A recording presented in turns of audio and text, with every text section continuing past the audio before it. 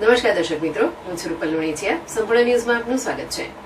Deodar railway સ્ટેશને ઘરેથી રિસાઈને બે બાળકો સાથે આવેલી માતાને ભીલડી રેલવે પોલીસ પરિવારને શોધી સહી સલામત પરિવારને સોંપી હતી.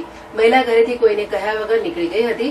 રાધનપુર રેલવે પોલીસ સ્ટેશનના police sub inspector VM Solanki દ્વારા રેલવે સ્ટેશન વિસ્તારમાં મહિલાઓ તથા બાળકો વિરુદ્ધના ગુનાઓ શોધી કાઢવા તથા બનતા ગુનાઓ અટકાવવા માટે 100 ટીમની રચના કરવામાં આવી હતી. જે ટીમના સ્ટાફને દિયોદર રેલવે સ્ટેશન પ્લેટફોર્મ પર નંબર 1ના ઉત્તર છેડા તરફ એક મહિલા પોતાના બે બાળકો સાથે ગભરાયેલ હાલતમાં મળી આવી હતી.